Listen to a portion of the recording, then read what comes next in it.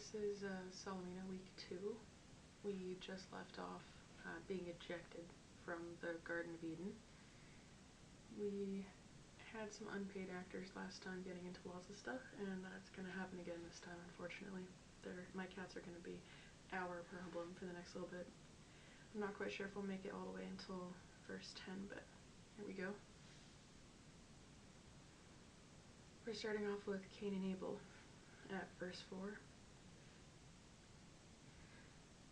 Adam lay with his wife Eve, and she became pregnant and gave birth to Cain. She said, "With the help of the Lord, I have brought forth a man." Later, she gave birth to his brother Abel.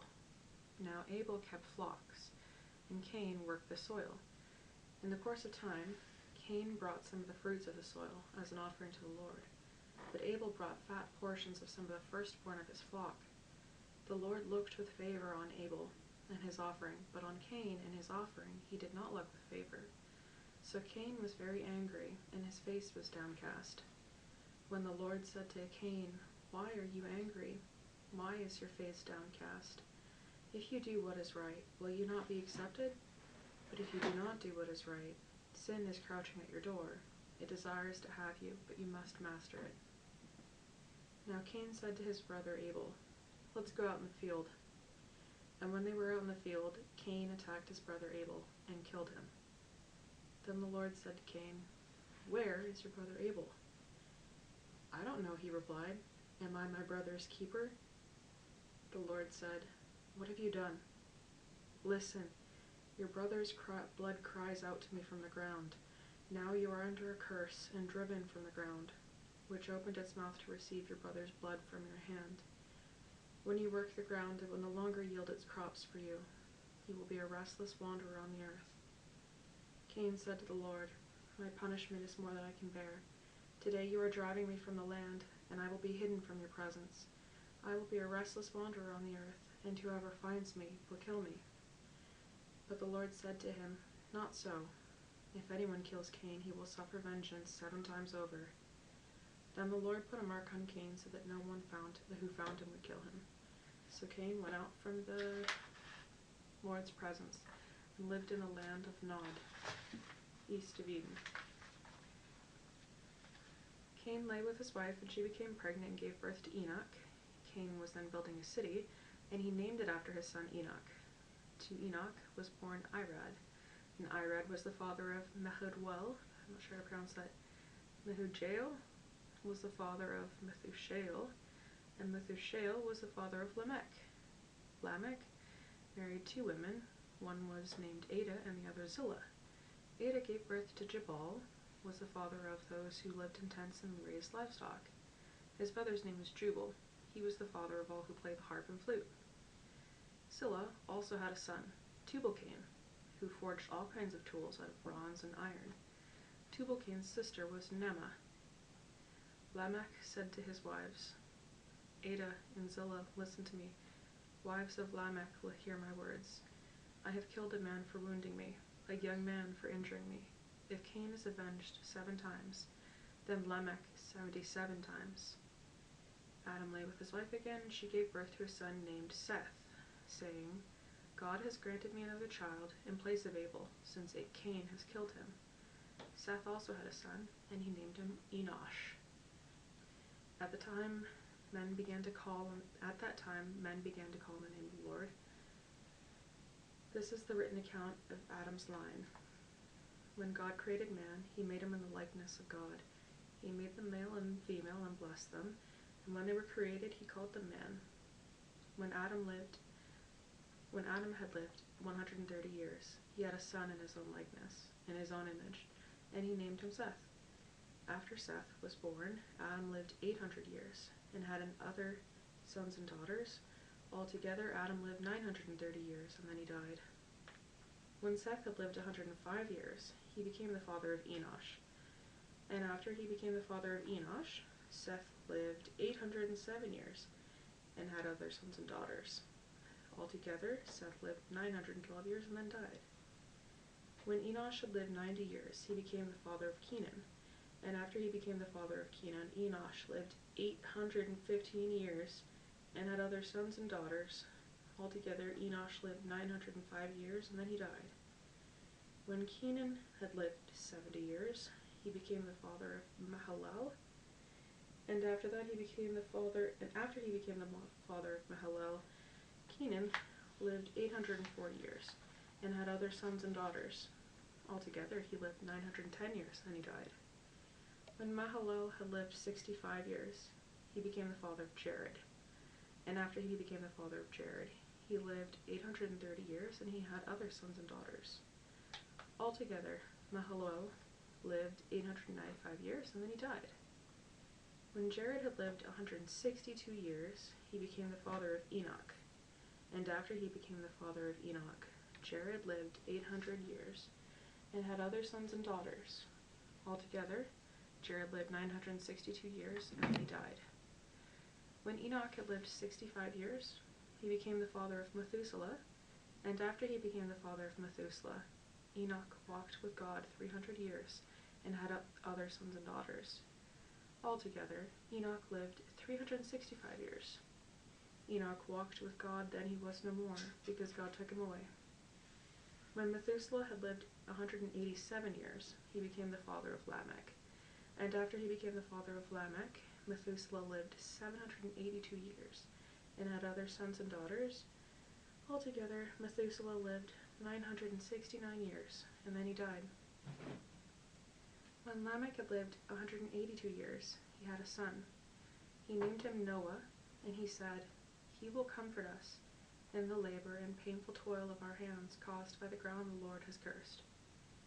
After Noah was born, Lamech lived 595 years, and had other sons and daughters. Altogether, Lamech lived 777 years, and then he died. After Noah was 500 years old, he became the father of Shem, Ham, and Japheth.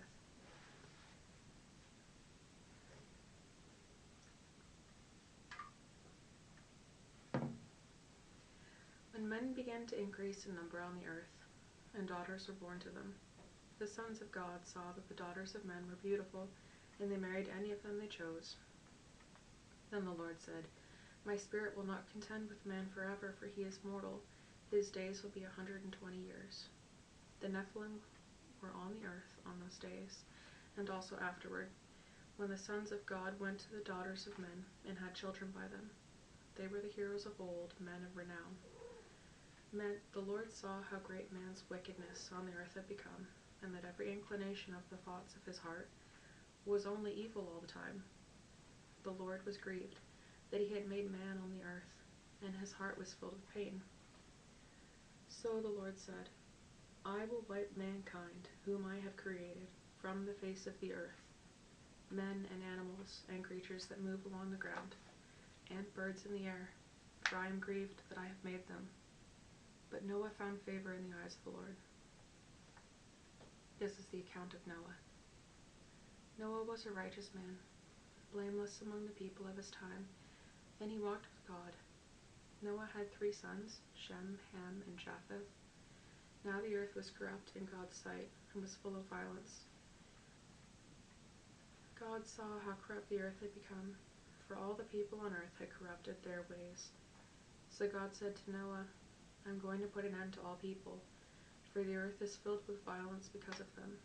I'm surely going to destroy both them and the earth. So make yourself an ark of cypress wood, make rooms in it, and coat it with pitch inside and out. This is how you are to build the ark. This is how you are to build it. The ark is to be 450 feet long, 75 feet wide, 45 feet high. Make a roof for it, and finish the ark to within 18 inches of the top. Put a door in the side of the ark and make lower, middle, and upper decks. I'm going to bring floodwaters on the earth to destroy all life onto the heavens, every creature that has the breath of life in it. Everything on earth will perish. But I will establish my covenant with you, and you will enter the ark, you and your sons and your wife and your sons' wives with you. You are to bring into the ark 2 of all living creatures, male and female, to keep alive with you. 2 of every kind of bird, every kind of animal, and every kind of creature that moves along the ground will come to you to be kept alive. You are to take every kind of food that is to be eaten, and store it away as food for you and for them." Noah did everything just as God commanded him. The Lord said to Noah, "Go into the ark, you and your whole family, because I have found you righteous in this generation. Take with you 7 of every kind of clean animal, a male and its mate, and 2 of every kind of unclean animal, a male and its mate, and also 7 of every kind of bird, male and female, to keep their various kinds alive throughout the earth. 7 days from now, I will send rain on the earth for 40 days and 40 nights, and I will wipe from the face of the earth every living creature I have made." And Noah did all that the Lord had commanded him. Noah was 600 years old when the floodwaters came on the earth. And Noah and his sons and his wife and his sons' wives entered the ark to escape the waters of the flood. Pairs of clean and unclean animals, of birds and all other creatures that move along the ground, male and female, came to Noah and entered the ark, as God had commanded Noah. And after the 7 days, the floodwaters came on the earth. In the 600th year of Noah's life, on the 17th day of the 2nd month, on that day, all the springs of the great deep burst forth, and the floodgates of the heavens were opened, and rain fell on the earth 40 days and 40 nights. On that very day, Noah and his sons, Shem, Ham, and Japheth, together with his wife and the wives of their 3 sons, entered the ark. They had with them every wild animal according to its kind, all livestock according to their kinds, every creature that moves along the ground according to its kind, and every bird according to its kind, everything with wings. Pairs of all creatures that have the breath of life in them came to Noah and entered the ark. The animals going in were male and female of every living thing, as God had commanded Noah. Then the Lord shut him in. For 40 days the flood kept coming on the earth. As the waters increased, they lifted the ark high above the earth. The waters rose and increased greatly on the earth, and the ark floated on the surface of the water. They rose greatly on the earth, and all the high mountains under the entire heavens were covered. The waters rose and covered the mountains to a depth of more than 20 feet. Every living thing that moved on the earth perished: birds, livestock, wild animals, all creatures that swam over the earth, and all mankind. Everything on dry land that had the breath of life in its nostrils died. Every living thing on the face of the earth was wiped out. Men and animals and creatures of the air were wiped from the earth. Only Noah was left, and those with him in the ark. The waters split at the earth for 150 days. But God remembered Noah and the wild animals and the livestock that were with him in the ark, and he sent a wind over the earth, and the waters receded. Now the springs of the deep and the floodgates of the heavens had been closed, and the rain had stopped falling from the sky. The water receded steadily from the earth. At the end of 150 days, the water had gone down. And on the 17th day of the 7th month, the ark came to rest on the mountains of Ararat.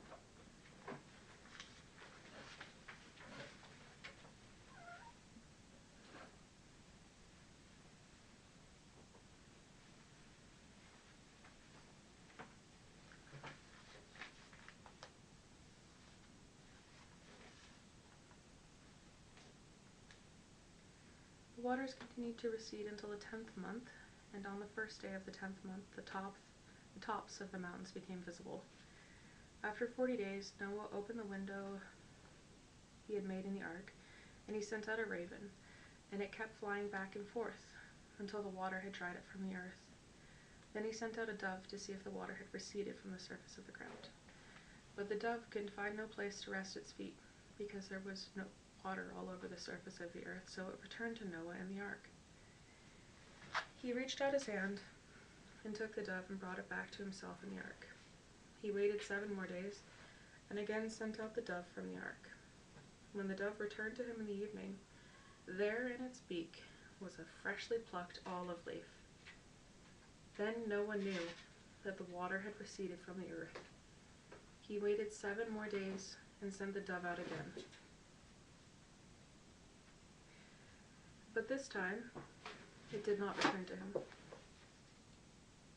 Sorry, she's getting into everything. That's what kittens do.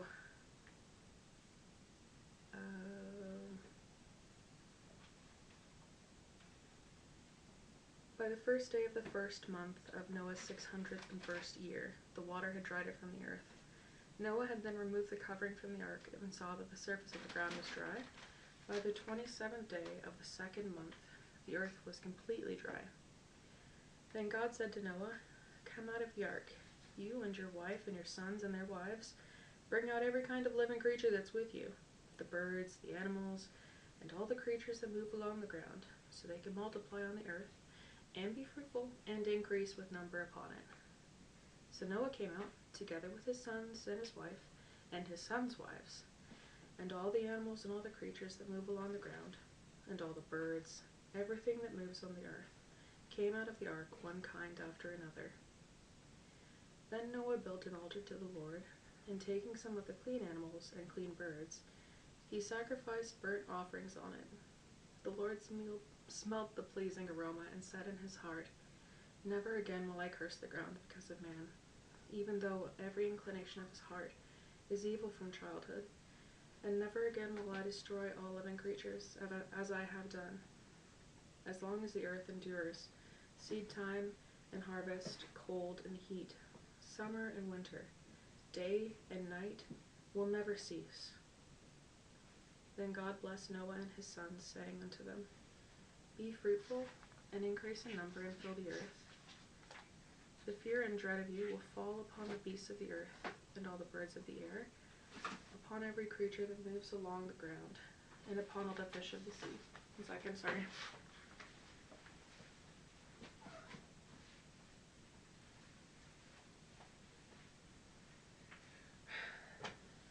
This is Sylvie, by the way.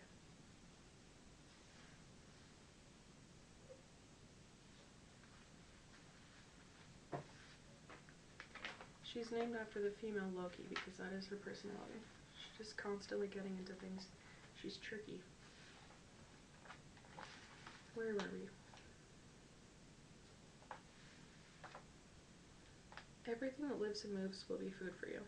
Just as I gave you the green plants, I now give you everything. But you must not eat meat that's had its lifeblood still in it. And for your lifeblood, I will surely demand an accounting. I will demand an accounting from every animal, and from each man too. I will demand an accounting for the life of his fellow man. Whoever sheds the blood of man, by man shall his blood be shed, for in the image of God has God made man. As for you, be fruitful and increase in number, multiply on the earth and increase upon it. Then God said to Noah and his sons with him, I now establish my covenant with you, and with your descendants after you, and with every living creature that was with you, the birds, the livestock, and all the wild animals, all those that came on the ark with you, every living creature on earth. I establish my covenant with you. Never again will all life be cut short by the waters of a flood. Never again will there be a flood to destroy the earth. And God said, This is the sign of the covenant I am making between me and you, and every living creature with you, a covenant for all generations to come. I have set my rainbow in the clouds, and it will be the sign of the covenant between me and the earth. Whenever I bring clouds over the earth, and the rainbow appears in the clouds, I will remember my covenant between me and you, and all living creatures of every kind. Never again will the waters become a flood to destroy all life. Whenever the rainbow appears in the clouds, I will see it and remember the everlasting covenant between God and all living creatures of every kind on the earth. So God said to Noah, This is the sign of the covenant I have established between me and all life on earth. The sons of Noah who came out of the ark were Shem, Ham, and Japheth. Ham was the father of Canaan. These were the 3 sons of Noah, and from them came the people who were scattered over the earth. Noah, a man of the soil, proceeded to plant a vineyard. When he drank some of its wine, he became drunk and lay uncovered inside his tent. Ham, the father of Canaan, saw his father's nakedness and told his brothers outside. But Shem and Japheth took a garment and laid it over their shoulders. When they walked in backward and covered their father's nakedness, their faces were turned the other way, so they would not see their father's nakedness. When Noah awoke from his wine and found out that what his youngest son had done to him, he said, "Cursed be Canaan, the lowest of slaves will he be to his brothers." He also said, "Blessed be the Lord, the God of Shem.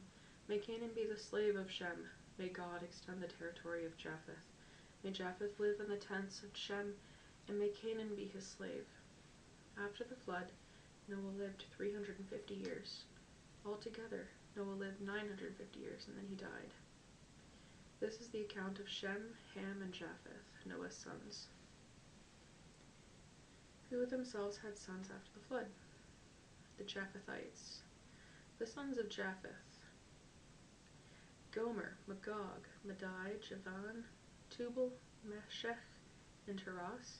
The sons of Gomer: Ashkenaz, Riphath, and Togarmah. The sons of Javan: Elishah, Tarshish, the Kittim, and the Rodanim. From these the maritime people spread out of their territories by their clans within their nations, each with their own language. Then you have the Hamites, the sons of Ham: Cush, Mizraim, Put, and Canaan. Sons of Cush: Seba, Havilah, Sabta, Ramah, and Sabteca. The sons of Ramah: Sheba and Dedan. Cush was the father of Nimrod, who grew to be a mighty warrior on the earth. He was the mighty hunter before the Lord. That is why it is said, "Like Nimrod, a mighty hunter before the Lord." The first centers of his kingdom were Babylon, Erech, Akkad, and Calneh, and Shinar. From that land he went to Assyria, where he built Nineveh, Rehoboth, Ir, Kala, and Rezin, which is between Nineveh and Kala, which is the great city. Mizraim was the father of the Ludites, Anamites, Lehabites, Nephatites, Pathrusites, Calishites, from whom the Philistines came, and Caphtorites. Canaan was the father of Sidon the firstborn, and the Hittites, Jebusites, Amorites, Girgashites, Hivites, Archites, Sinites, Arvadites, Semarites, and the Hamathites. Later, the Canaanites' clans scattered, and the borders of Canaan reached from Sidon toward Gerar, as far as Gaza, and then toward Sodom, Gomorrah, Admah, and Zeboim, as far as Lasha. These are the sons of Ham by their clans and languages, and their territories and nations. The Semites. The sons were also born to Shem, whose older brother was Japheth. Shem was the ancestor of all the sons of Eber. So the sons of Shem: Elam, Ashur, Arphaxad, Lux, Lud, and Aram. The sons of Aram: you have Uz, Hul, Gether, and Meshech. Arphaxad was the father of Shelah, and Shelah was the father of Eber. Two sons were born to Eber. One was named Peleg, because in his time the earth was divided. His brother was named Joktan. Joktan was the father of Almodad, Shalef, Hazarimeth, Jerah, Hadaram, Uzal, Dikla, Obal, Abimael, Sheba, Ophir, Havilah, and Jobab. I've done really well for not maybe seeing these names once before in my life. I'm just going to take a run at it. All of these were sons of Joktan. The region where they lived stretched from Mesha toward Sephar in the eastern hill country. These are the sons of Shem by their clans and languages, and their territories and their nations. These are the clans of Noah's sons according to the lines of descent within their nations.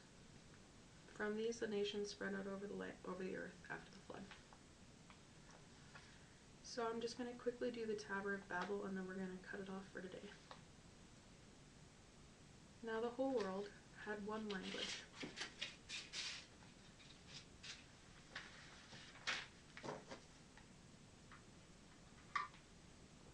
Sorry, cat. Now the whole world had one language and a common speech. As men moved eastward, they found a plain in Shinar and settled there. They said to each other, "Come, let's make bricks and bake them thoroughly." They used brick instead of stone and tar for mortar. Then they said, "Come, let us build ourselves a city with a tower that reaches to the heavens, so that we may make a name for ourselves and not be scattered over the face of the whole earth." But the Lord came down to see the city and the tower that the men were building. The Lord said, "If as one people, speaking the same language, they have begun to do this, then nothing they plan to do will be impossible for them. Come, let us go down and confuse their language, so they will not understand each other." So the Lord scattered them from there all over the earth, and they stopped building the city. That's why it's called Babel, because there the Lord confused the language of the whole world. From there the Lord scattered them over the face of the whole earth. I'm not sure who's here with me today. I just want to say, pray with you for a quick second. Heavenly Father, please be with whoever's with us today. Let their week go well. I hope everything they're working on continues to go well. Take care, be safe, all the best, and I'll see you next week. Bye.